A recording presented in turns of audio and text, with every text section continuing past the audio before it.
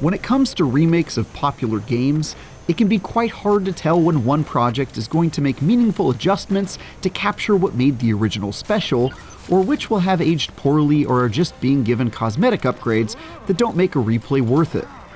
Based on my time playing through some revised missions in Assassin's Creed Black Flag Resynced, I'm feeling more confident that this second voyage on the high seas of the Caribbean will be the former.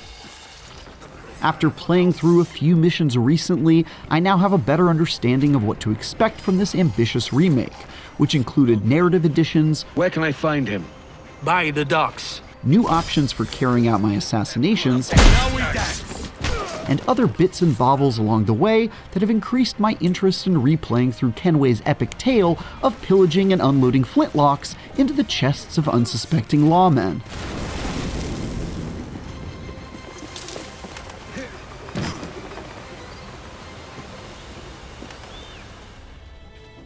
The missions I played took place during the early part of the story, specifically during Sequence 3, as Edward is still settling into his new life as a sorta kinda assassin and full-blown pirate captain.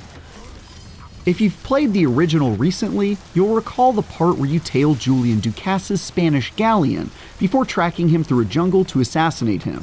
But this revised version had a variety of changes, some lesser and some greater, which did a pretty good job of showing off just how much work has been put into bringing this classic up to modern standards. These ranged from narrative additions, side quests, boss fight changes, and even the odd collectible to snap up along the way.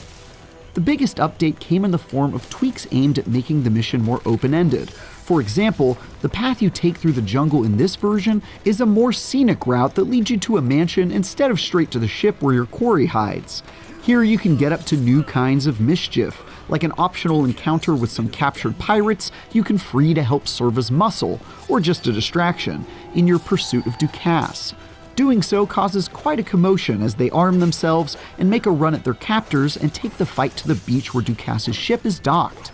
You can join them in the fight or use the distraction to slip past the guards and get aboard the galleon undetected more easily.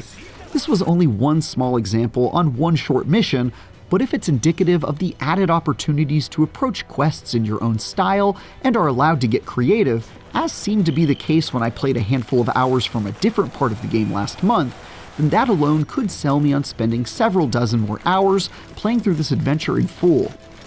There were some other, mostly cosmetic changes to the mission that I noticed along the way too, like some new lines of dialogue and story bits from the guards at the mansion. We can take him together. Aye, I'll catch you up. A newly refurbished interior of the mansion itself, and even a collectible portrait of none other than Ducas himself. Ducas is a bit of a dandy. Which will be a helpful artifact to remember him by once you've gutted him like a fish and thrown his lifeless corpse into the salty waves. Remember the gift you gave me? Well, it answers just fine. Small things like these are probably more along the lines of the standard stuff you'd maybe expect to find in a more traditional remake versus this seemingly extra as heck evolution that Ubisoft has planned for Black Flag. But it's still nice to see little touches like this added alongside stuff like modernized combat and massively updated graphics. Of course, we already know that it's not just small added lines of dialogue they've got in store, since last week the developers shared with IGN one of the new cutscenes being added to flesh out Kenway's story. Walk with us, Kenway. There's trouble brewing. Another fairly big change to the Ducas mission was the boss fight against Ducas himself. There are a bunch of changes to this fight versus the original, including a proper boss fight health bar and a significantly longer battle against a now beefy Ducas versus the original's wimpy version who goes down in a few hits. Sorry about this, mate, but I can't risk you telling your Templar friends about me still kicking around. Ducas also has some interesting tricks up his sleeve as he whips out pistols and just starts blasting at you with reckless abandon. Pretty much what you'd expect from an arms-dealing Templar who taught Kenway how to fire a gun in the first place. Though if you're like me and prefer stealth, you probably just want to slip in unnoticed and kill off old Ducas without any fight at all. I did this during my playthrough as well and can confirm that it's still a completely viable option, though it does mean you miss out on a pretty neat fight sequence.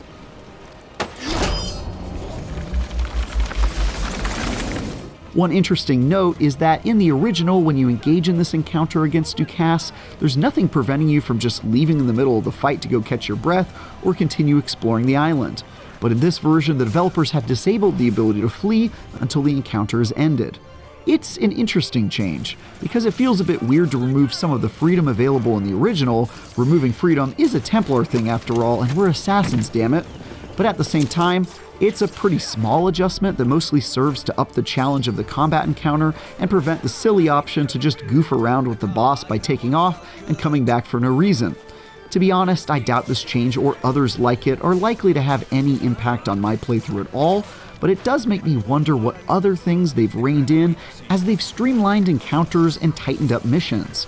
Here's hoping that there aren't any areas where they've made decisions like that which might take away some of the creativity and freedom offered in the original. If anything, I'd like to see them expand upon the options available to me, as they did with the Ducasse Mansion examples.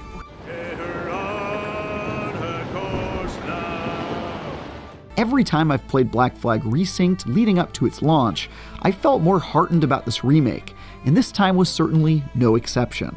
I look forward to diving even deeper into its deep blue seas when it comes out next month. For more, check out our interview with lead writer of the original Black Flag, Darby McDevitt, or check out our interview with Edward Kenway's voice actor during IGN Live. And for everything else, stick with IGN. Got you! I'll take you straight to the gallows!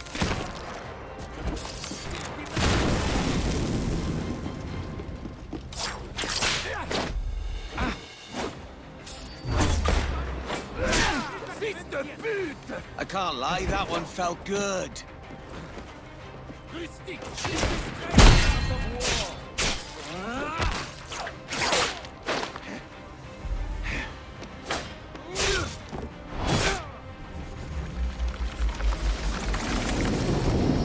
Remember the gift you gave me? Well, it answers just fine. Fils de putain! As bold as a musket ball, and still half as sharp. I'm sorry about this, mate. But I can't risk you telling your Templar friends about me still kicking around. I pity you, Bucanier. After all you have seen, after all we showed you of our order, still you embrace the life of an ignorant and aimless rogue. What's this? Is petty larceny the extent of your ambition? Have you no mind to comprehend the scope of ours?